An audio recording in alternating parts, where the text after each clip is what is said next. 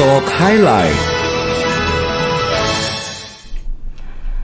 Pendengar, pemerintahan Presiden Joko Widodo dan Wakil Presiden Ma'ruf Amin genap 2 tahun pada 20 Oktober 2021. Sejumlah kebijakan publik selama 2 tahun duet Jokowi Ma'ruf diapresiasi dengan beberapa catatan perbaikan. Kebijakan yang paling mencolok dalam 2 tahun pemerintahan Jokowi Ma'ruf yaitu penanganan pandemi COVID-19, di mana pemerintahan Jokowi Ma'ruf awalnya memakai pembatasan sosial skala besar atau PSBB, hingga yang paling teranyar atau paling baru, pemberlakuan pembatasan kegiatan masyarakat atau PPKM. Lalu seperti apa sebetulnya capaian-capaian yang dilakukan selama 2 tahun masa pemerintahan Presiden Jokowi dan Kiai Haji Ma'ruf Amin, dan apakah akan ada pembaruan lagi atau hal-hal kebijakan yang akan dikeluarkan agar nantinya masyarakat Indonesia semakin baik, terutama di negeri ini. Untuk membahasnya, kami sudah bersama dengan 2 narasumber yang sudah bergabung via Zoom meeting. Yang pertama adalah juru bicara Presiden Republik Indonesia, Dr. Muhammad Fajrul Rahman, SEMH. Halo Pak Fajrul, selamat pagi Pak, apa kabar Pak? Selamat pagi Berry Hamzah, selamat pagi Ibu Dr. Leli, apa kabar? Salam sehat. Salam sehat. Salam sehat. Kabar baik. Fajrul. Ya, dengan Dr. Leli Aryani, MSI. Tadi sudah disebutkan oleh Pak Fajrul, pakar komunikasi politik. Sehat-sehat ya, Bu Leli juga ya. Assalamualaikum Bang Fajrul. Makasih banyak. Ini ada Waalaikumsalam. beberapa mahasiswa saya yang gabung sama dosen-dosen UNAS nih Bang Fajrul. Oh gitu. Alhamdulillah. Oke. Mari kita bertukar ilmu, lagi berkolaborasi. Komunikasi kebetulan. Oke. Ya. Ya. Baik. Ya, kita akan membahas, ini sudah 2 tahun masa pemerintahan. Saya ke Pak Fajrul dulu ya, Bu Leli ya. Baik, Ya, baik. silakan. Pak Fajrul, ada catatan apa Pak selama 2 tahun ini? Atau hal-hal yang sudah dicapai oleh pemerintahan dan hal-hal yang dirasa masih perlu diperbaiki Pak? Kalau dari sisi pemerintah, seperti apa Pak Fajrul selama 2 tahun belakangan ini, terutama di tengah pandemi? Alhamdulillah, Berry dan Dr. Leli dan semua pendengar El Sinta, dalam 2 tahun terakhir, paling tidak yang paling membuat kita gembira adalah direbutnya kembali Thomas Cup. Oh ya, masih baru nih, masih hangat Pak ya. Jadi artinya di dalam kondisi COVID-19 tidak ada seorang pun orang Indonesia yang menyerah terhadap COVID, dan kita betul-betul adalah bangsa pejuang. Selamat kepada ini teman-teman para pelatih, para pemain di Thomas Cup. Ini membuat imun kita meningkat ini Berry. Imunitas kita jadi meningkat. Wah, ini, makanya aku pakai merah putih pagi ini. Iya. Karena gembira. Kemudian yang kedua itu berarti prestasi bidang olahraga. Yang terakhir juga terkait dengan PON. Alhamdulillah dari tanggal 1 sampai 15 berakhir dengan sangat baik, dan semuanya menjalankan protokol kesehatan dengan sejumlah prestasi-prestasi. Kita berhasil menunjukkan kepada dunia juga, selain masyarakat Indonesia, bahwa kita bisa berdisiplin protokol kesehatan, kita tetap bisa meraih prestasi baik nasional maupun prestasi internasional. Itu penting banget untuk kita lakukan. Dan kabar gembira juga, Presiden Joko Widodo menjadi presiden dari G20. Berry Hamzah, presiden tanggal 30 ini beliau akan berangkat ke Roma, dan rencananya tahun 2022 ada pertemuan dari G20 di Bali. Dan ini juga untuk mengatakan sekaligus, ternyata kita juga tanggal 14 Oktober kemarin sudah membuka Bali sebagai destinasi internasional untuk pariwisata. Tentu saja beberapa negara, ada sekitar 19, dan kemudian sudah mulai juga dengan upaya perbaikan-perbaikan di sana-sini, dan kita berharap kemudian dari Bali ini bangkit kembali pariwisata Indonesia yang memberikan nomor 2 devisa di Indonesia. Secara politik, alhamdulillah Berry, kita betul-betul dalam kondisi, walaupun ya beberapa lembaga survei seperti Indikator Politik mengatakan ada penurunan di dalam walaupun tidak trade up sebenarnya antara politik dengan penanganan COVID, tapi Presiden Joko Widodo kan mengatakan, asal untuk rakyat, untuk negara saya pertaruhkan reputasi politik saya. Dan indikator politik dalam survei terbaru, alhamdulillah, 81,5% masyarakat puas dengan kinerja pemerintah dalam menangani pandemi melalui protokol kesehatan, dan 77,6% masyarakat menilai pemerintah tegas melalui kebijakan protokol kesehatan. Dan alhamdulillah juga kami berusaha menangani soal kritik dan dialog, dan tadi Berry sudah menyampaikan kembali lagi, selain Presiden mengatakan kritik dan dialog itu built-in di dalam konstitusi kita. Tadi Berry menyampaikan bahwa Pak Listio sudah mengatakan, jangan arogan, jangan arogan, jangan arogan.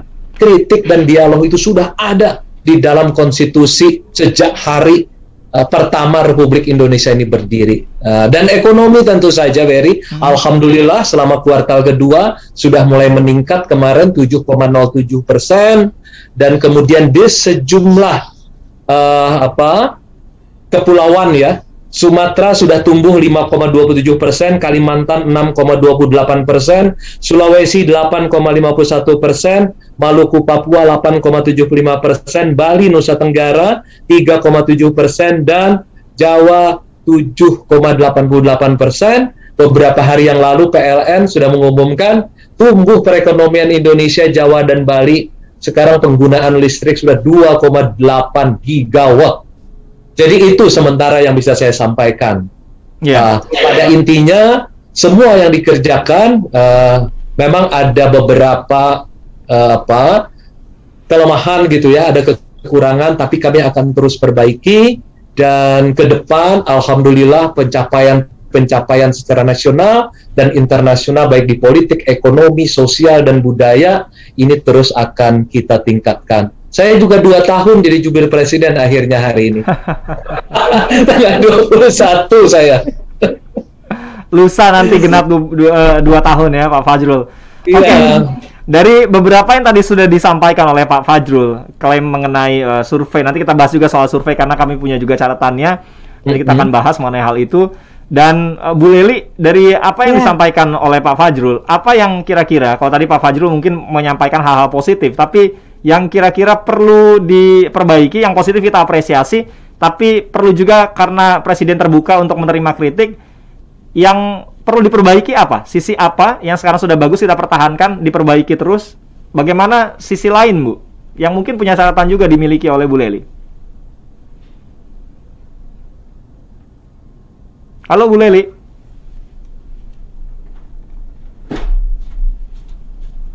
Ya, maaf, tadi suaranya masih mute. Gini Mas Berry, kalau dan teman-teman semuanya ya, Bang Fajrul kalau dia ngomong ya nggak mungkin yang jelek-jeleknya, karena 2 tahun beliau ada di sana ya. Tapi kita kembali ke sini, di periode kedua pemerintahan Jokowi, beliau pernah mengatakan dia 5 fokus yang akan dia hadapin. Yang pertama tentang sumber daya manusia, yang kedua infrastruktur, yang ketiga regulasi, lalu penyederhanaan birokrasi dan transformasi ekonomi. Nah, masyarakat secara keseluruhan, kalau kita lihat dari teori peran, itu kan ada 3 yang harus dijelaskan oleh pemerintah, yang rakyatnya memiliki ketergantungan terhadap peran pemerintahan itu sendiri. Yang pertama hope atau harapan, yang kedua change atau perubahan, dan yang ketiga unity. Nah, periode kedua bagi Pak Jokowi tentu sesuatu yang tinggal melenggang lah istilahnya, karena 5 tahun pertama sudah beliau kerjakan apapun persoalannya. Nah, yang harus kita kritiki sekarang ini adalah soal kinerja, psikologi massa, komunikasi publik, termasuk juga ekonomi dan politik barangkali ya. Tadi yang Bang Fajrul sampaikan bagus-bagus saja, ada 81% masyarakat yang puas dengan kinerja Pak Jokowi di periode kedua. Tapi jangan lupa Bang Fajrul, 19% itu juga harus dipertimbangkan.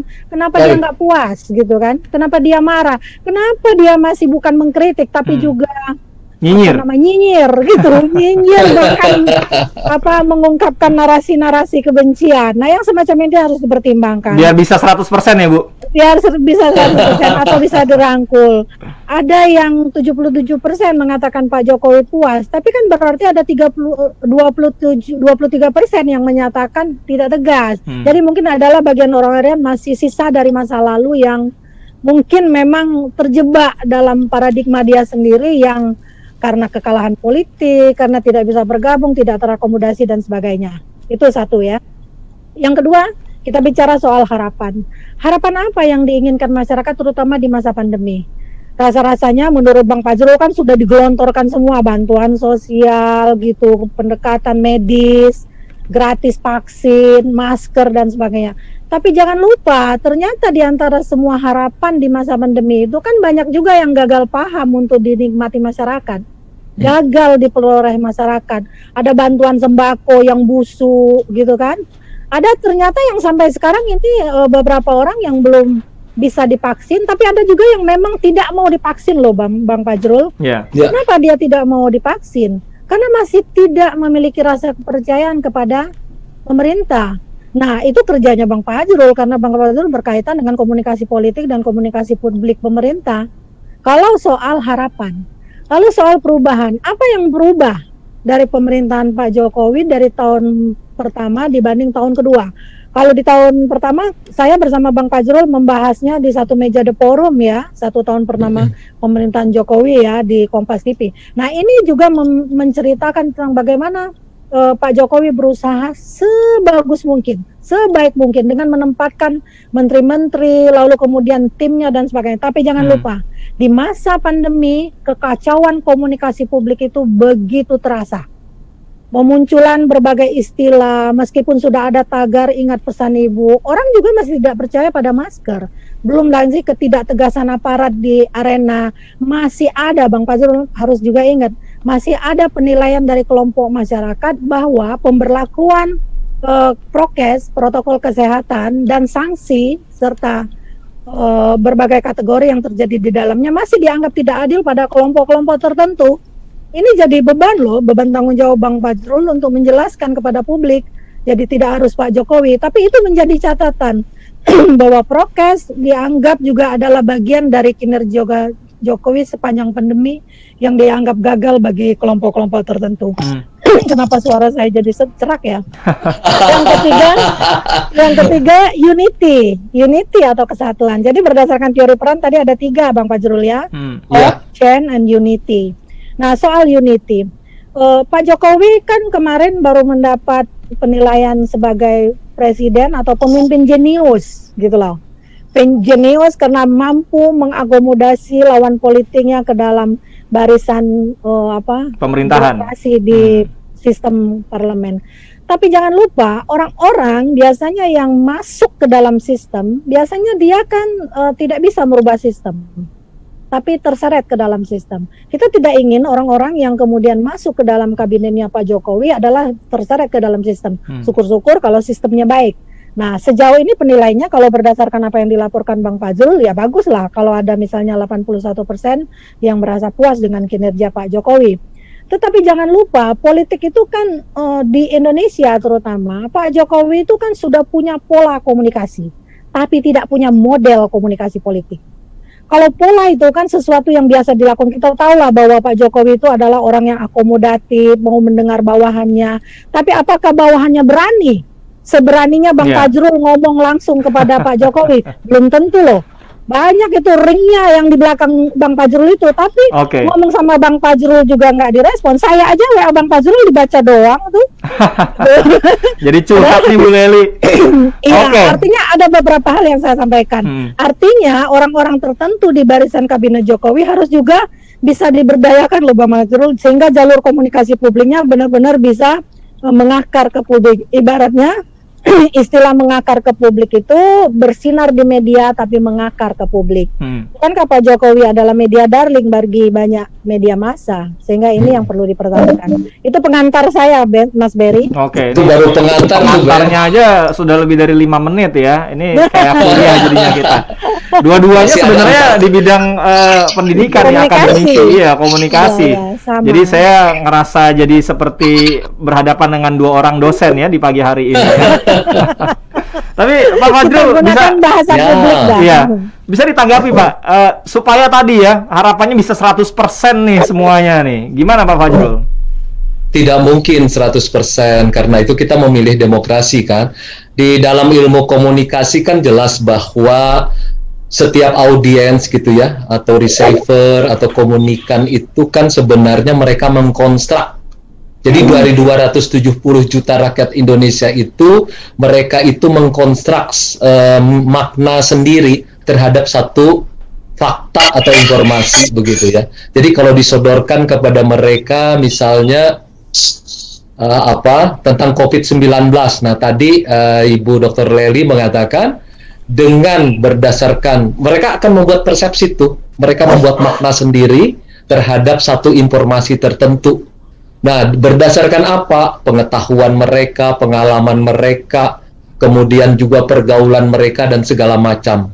Jadi, kalaupun hari ini mau disampaikan bahwa sudah 4 juta orang menjelang 5 juta orang di dunia orang meninggal karena COVID. Berdasarkan pengetahuan dan segala macam latar belakangnya, orang akan membentuk makna. Nah, memang betul Dr. Ya, Lely. mohon maaf, ini kalau memang ada mahasiswanya Bu Lely, mohon di mute terlebih dahulu ya, biar kita bisa mendengarkan penjelasan dari Pak Fajrul lebih jelas ya. Iya, kalau Nah, ingat ya. jadi setiap audiens itu mengkonstruk maknanya sendiri, dan akhirnya ilmu komunikasi itu bukan menyampaikan A kemudian diterima A oleh pihak yang lain, bukan seperti kalau kita masuk ke SPBU gitu ya, mobil kita kosong bensinnya, mau isi premium atau isi pertamax, jadi karena kosong langsung diisi. Itu model lama yang kita sebut seringkali itu jarum hipodermik begitu. Nah, kalau sekarang ada upaya yang disebut negosiasi makna. Nah, ini yang sangat disadari oleh pemerintah. Demokrasi itu kan isinya itu sebenarnya adalah satu ruang.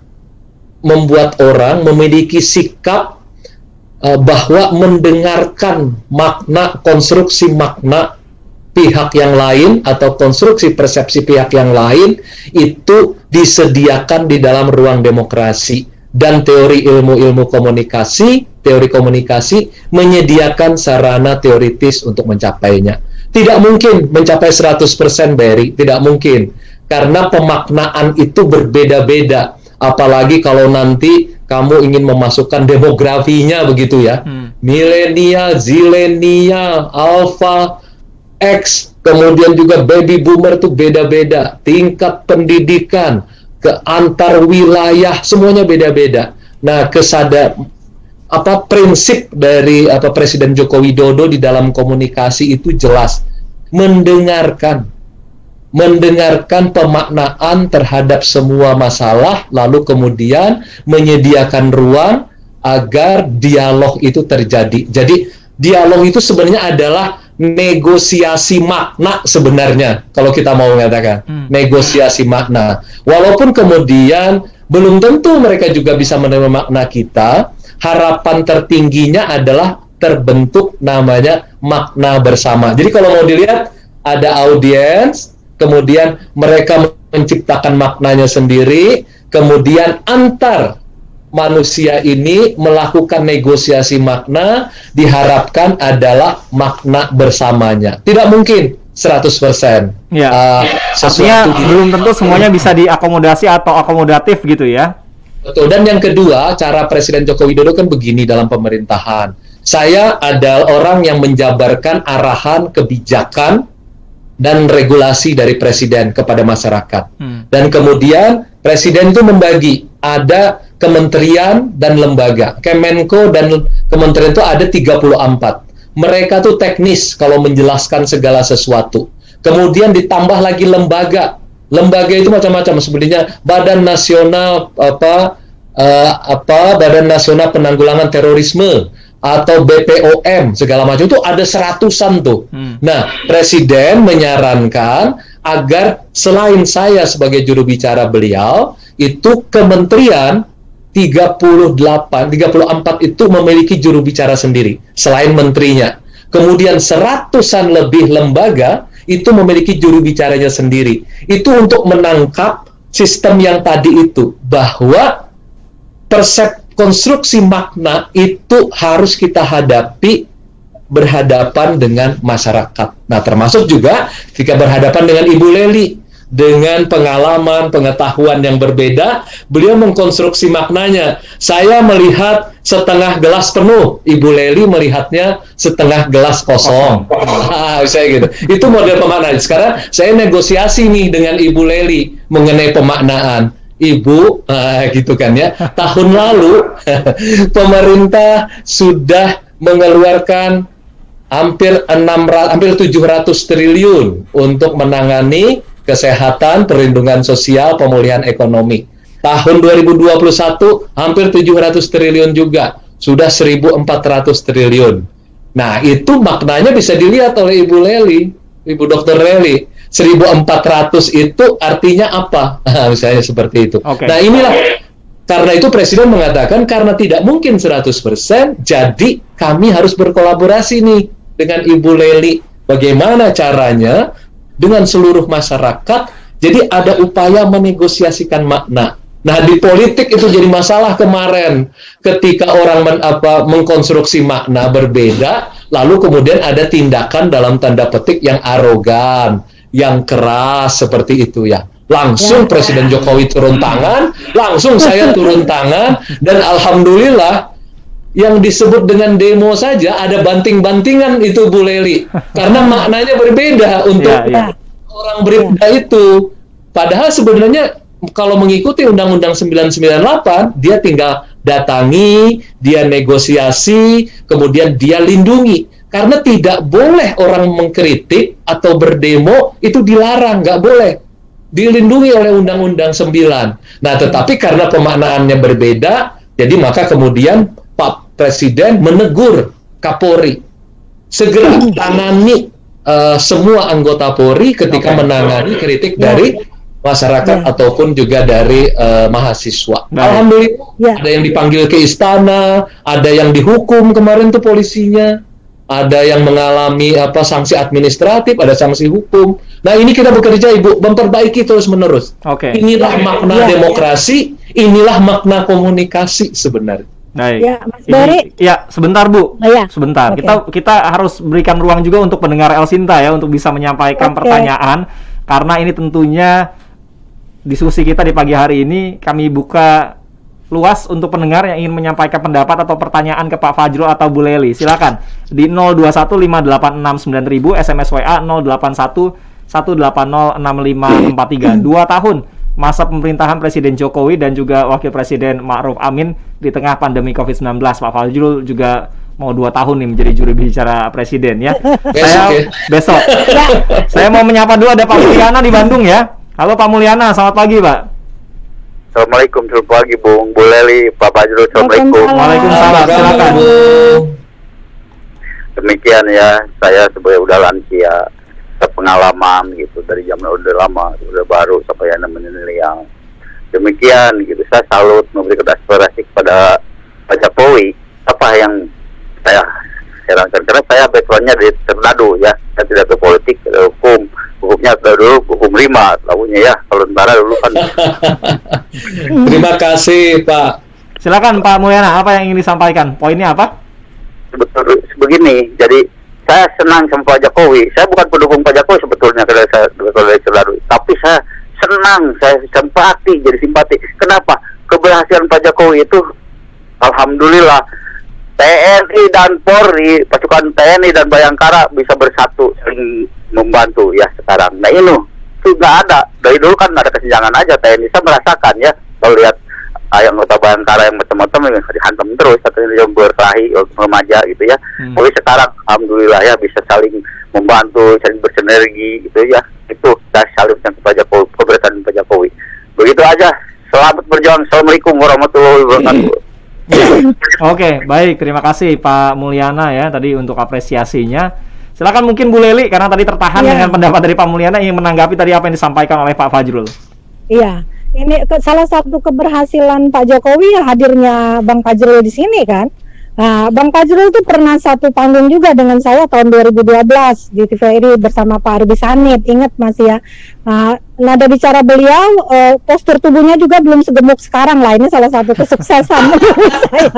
Tanda kesuksesan ya. Iya, dari jangan ditanya ya, tadi Pak Mulyana mendukung sangat nih Bang Fajrul. Kan ada 5 hal di periode kedua SDM, infrastruktur, regulasi, penyederhanaan, transformasi ekonomi.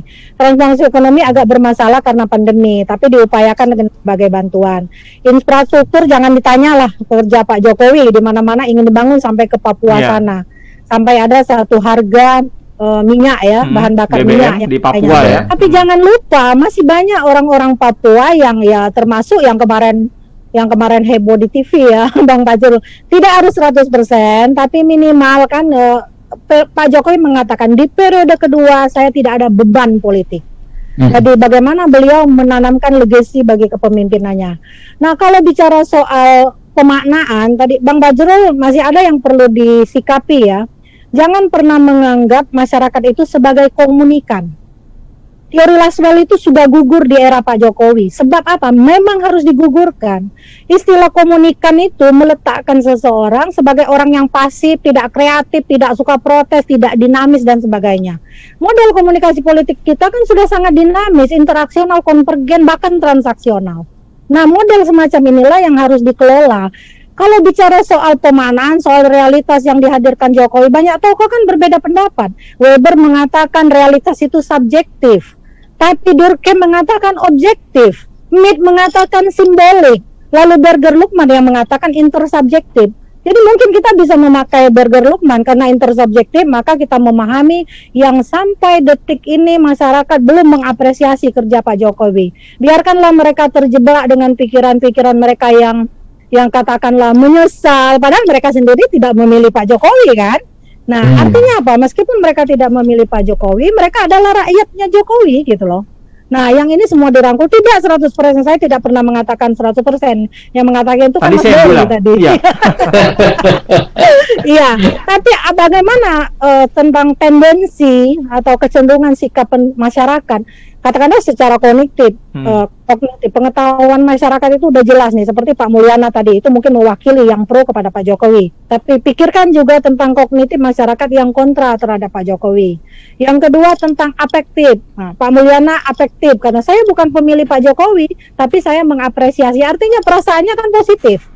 Pikirkan juga yang negatif. Lalu kemudian yang konatif, kecenderungan perilaku. Jadi sikap itu kan bukan perilaku, tapi predisposition of behavior.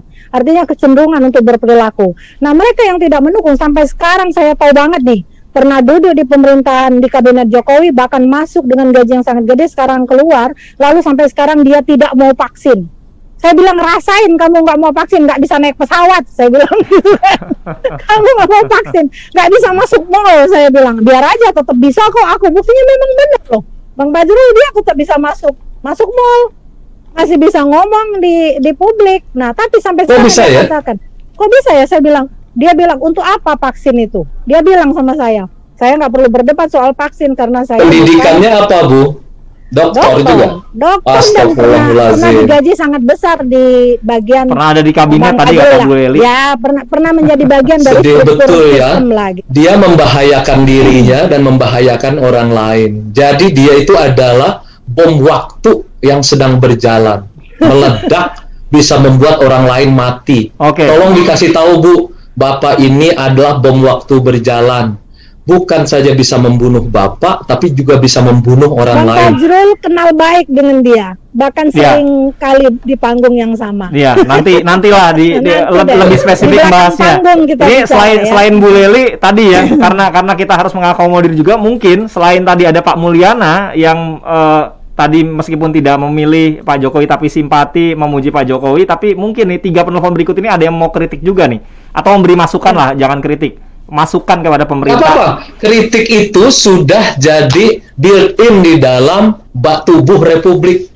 Pasal 28 itu kan sejak tanggal 18 Agustus dinyatakan kritik adalah jantungnya konstitusi. Gak ada jalan lain. Asal jangan nyinyir ya. Melindungi. Asal jangan nyinyir ya, Pak. Saya melindungi.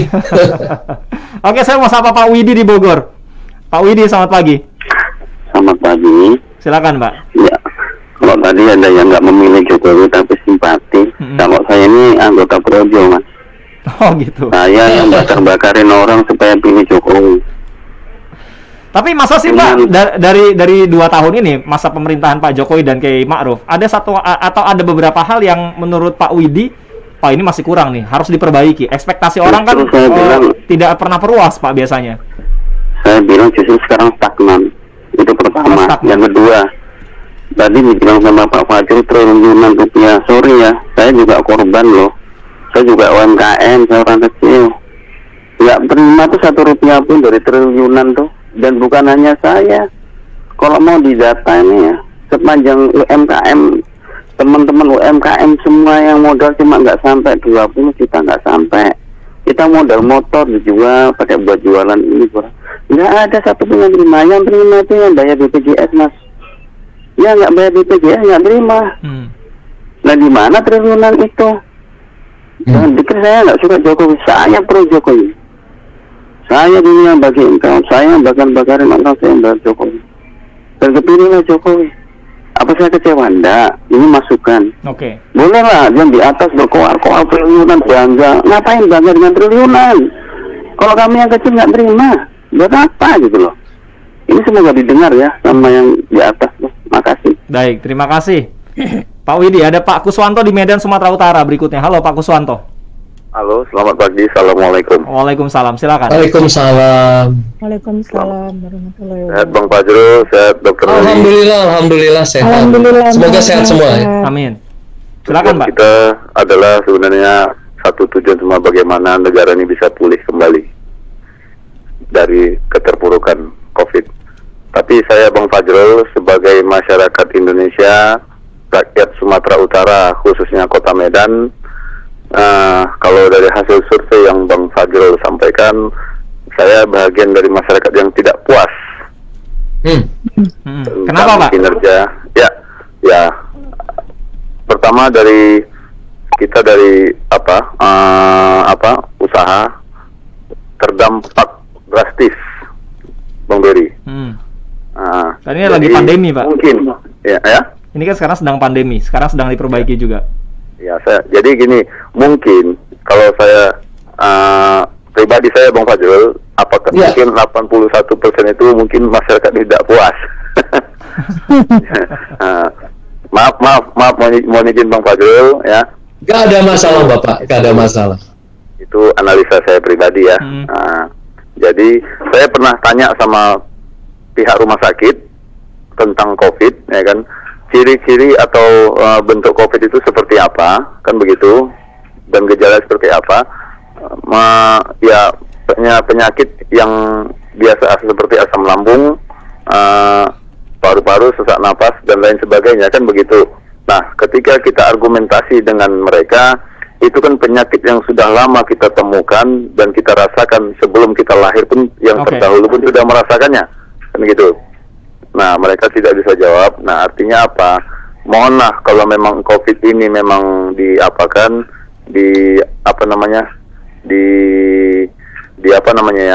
saya dihilangkan ya, agar ekonomi kita bisa kembali. Oke. Terima kasih ya Pak Kuswanto. Saya setuju dengan Ibu Leli tadi. Mohon kita dukung. Terima kasih. Terima kasih Pak. Ada Pak Budi juga di Bekasi. Pak Budi, selamat pagi. Ya, selamat pagi Bung Beri, pagi Pak Fajrul, pagi Bu Leli juga ya. Silakan Pak. Assalamualaikum. Waalaikumsalam.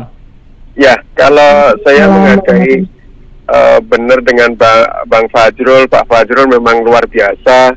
Beliau memang pada posisinya adalah sebagai juru bicara pemerintah, memang seharusnya bicara begitu.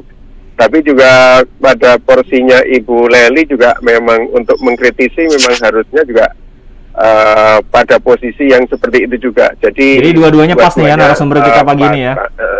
Cuma kalau memang Pak Fajrul memang datanya memang mungkin lengkap. Cuma sepertinya yang di lapangan ini yang kurang-kurang tidak terdata gitu. Sedangkan Ibu Leli mendata yang kurang saja, yang plusnya mungkin beliau tahu, tapi ini menjadi koreksi buat pemerintah. Kalau saya melihatnya Pak Jokowi itu memang bagus, hebat, dan sampai 2 tahun ini memimpin, beliau mungkin bersih, tapi seperti sapu lidi yang buat nyapu di tempat yang kotor. Jadi sapu lidi itu ujungnya pangkalnya bersih, tapi ke bawahnya ini kotor sekali gitu. Jadi sepertinya tidak bisa membersihkan di Oke. area bawahnya gitu. Baik. Jadi intinya masih banyak orang yang ketangkap KPK, terus masih banyak pungli di sana sini. Contohnya aja kalau kita membuat SIM itu masih mahal, kita sekolah masih mahal, itu saja. Jadi kalau Baik.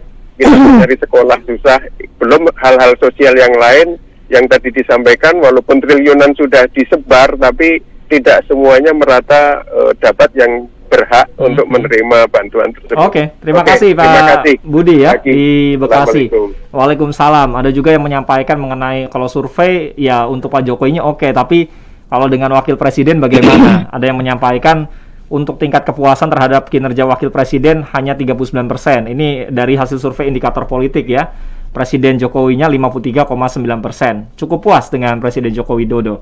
Kemudian juga dari survei kepuasan publik terhadap Jokowi bertahan di 60,8%. Ini survei dari Index Research. Juga ada survei lainnya. Litbang Kompas, kepuasan terhadap kinerja Jokowi turun jadi 66,4%. Jadi beberapa survei, tingkat kepercayaan survei ini 95% dengan margin of error plus minus 2,8%.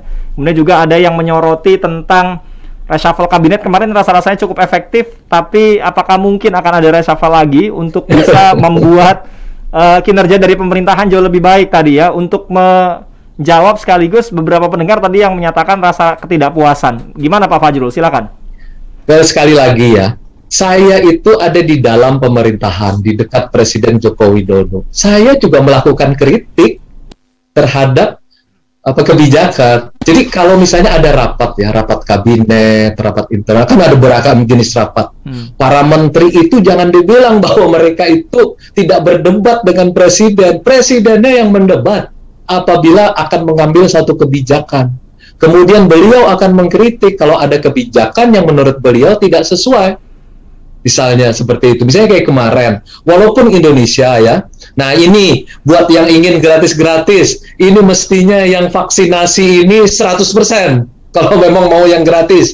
Sekarang alhamdulillah ini sudah mencapai 50% target sasaran, vaksin satunya sudah 106 atau 107 juta, vaksin 2-nya 61 juta. Nah ini mohon yang bahwa dana pemerintah tidak sampai kepada mereka. Apabila Anda disuntik gratis, itu adalah salah satu dana yang disediakan oleh pemerintah Republik Indonesia gratis kepada Anda. Itu yang lain memang ada bantuan sosial dan segala macam, dan Presiden kan juga sudah menyampaikan kritik kan kepada menterinya, Ibu Mensos, katakan bahwa tolong data-datanya diperbaiki, kemudian mereka-mereka yang ternyata tidak bisa langsung menerima, bisa langsung didatangi. Bahkan saya pun diperintahkan oleh beliau sebulan yang lalu keluar Jawa, saya dalam 5 hari keliling 17 kabupaten kota untuk melihat perkembangan vaksinasi, perlindungan sosial, dan pemulihan ekonomi. Banyak sekali kritik-kritik yang disampaikan oleh masyarakat, dan kritik itu saya sampaikan kepada Presiden. Jadi jangan dianggap bahwa ini sepi-sepi aja istana itu. Istana itu penuh dengan dinamika kritik, penuh dengan dinamika dialog. Kenapa? Karena hanya dengan jalan itu kita mencapai satu kebijakan dan program yang terbaik. Itu yang terpenting. Nah, Ibu Leli juga tahu ada teori itu namanya groupthink. Kalau groupthink itu kan itu menutup diri terhadap semua masukan, terhadap kritik. Itu seolah-olah semuanya udah benar di dalam dirinya. Itu enggak. Nah, itu juga saya sebagai orang komunikasi juga menyadari bahaya nih kalau ada sampai terjadi seperti groupthink. Jadi berpikir kelompok. Itu berbahaya. Nah, semua ini, jadi kalau tadi ada yang mengatakan, Mas Wery mengatakan, ini kenapa yang disoroti? Kalau yang oposisi nyorotin yang kurang aja, kemudian yang di dalam pemerintah menyorotin yang yang bagus. Sebenarnya enggak, Mas. Budi tadi di Bekasi. Dua-duanya itu melakukan hal yang sama. Tidak mungkin 100% buruk dan tidak mungkin 100% tidak jelek, kan seperti itu tidak mungkin. Loh, mau orang yang sekarang misalnya mengatakan bahwa gagal pemerintahan Jokowi, dia sudah menerima vaksin kok, misalnya saja.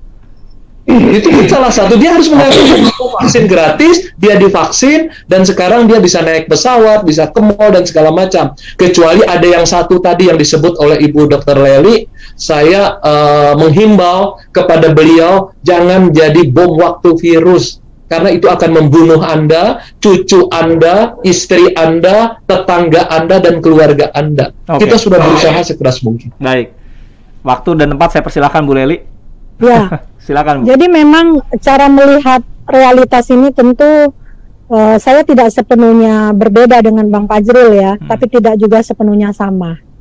Karena bagaimanapun Bang Fajrul yang ada di istana ya harus melihatnya berdasarkan konstruksi Weber, subjektif sifatnya. Tapi saya pikir sebagai ilmuwan beliau juga harus ada objektifnya, seperti yang dikatakan oleh Durkheim ya. Nah, yang lebih nikmat itu kalau kita melihat ini sebagai intersubjektif loh Bang Fajrul. Jadi benar-benar ada kelompok seperti yang ditelepon tadi.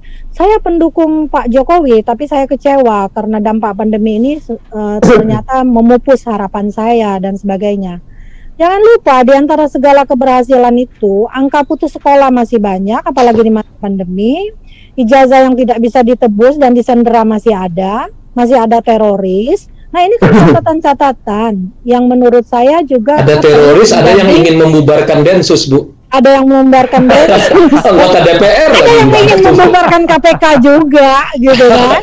Nah, iya, sehingga program Pak Jokowi yang 2 tahun yang dikatakan regulasi, termasuk itu omnibus law itu kan perspektifnya berbeda karena intersubjektif tadi loh Bang Fajrul. Belum lagi undang-undang KPK dan TWK KPK kemarin.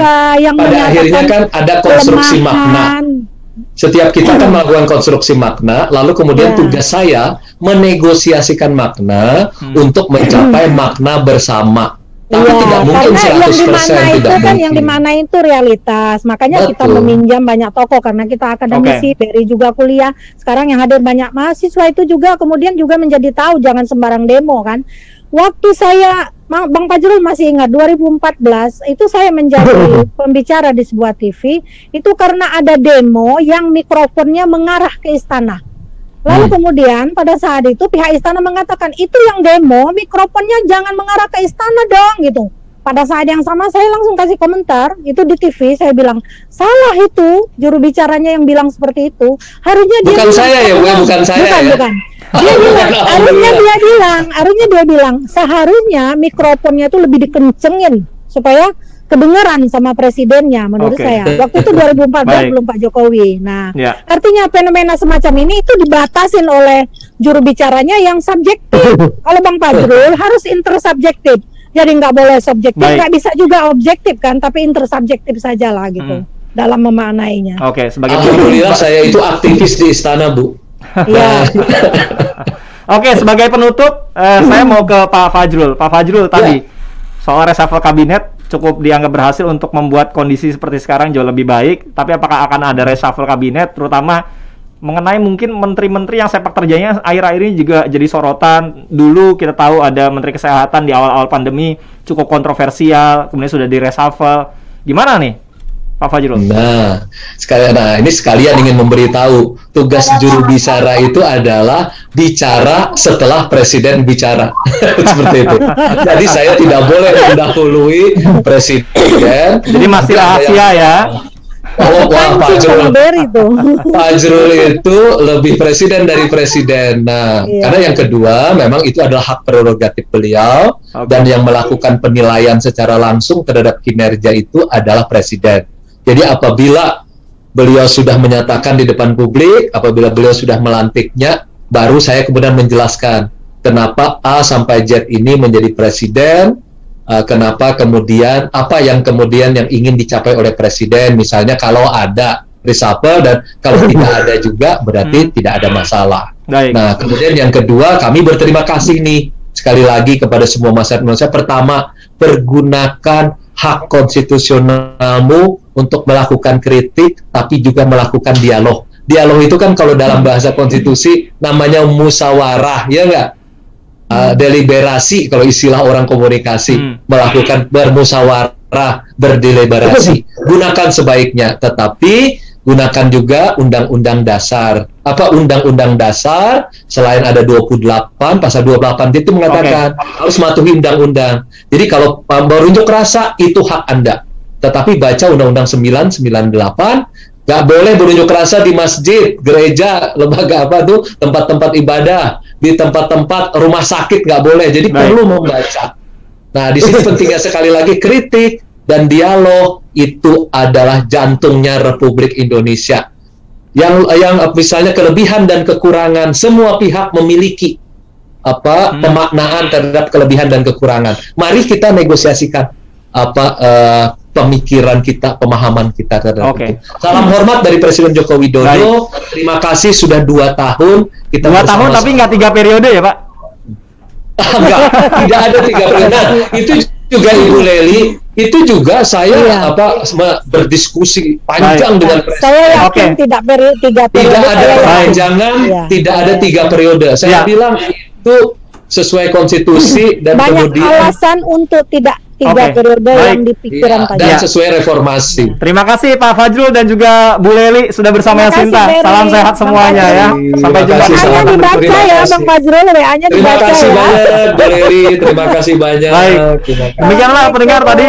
Waalaikumsalam. Perbincangan kami dalam Talk Highlight 2 tahun pemerintahan Presiden Jokowi dan Kiai Haji Ma'ruf Amin di masa pandemi COVID-19 bersama juru bicara Presiden Republik Indonesia Muhammad Fajrul Rahman dan juga pakar komunikasi politik Leli Aryani. Terima kasih untuk Anda yang sudah menyampaikan komentar.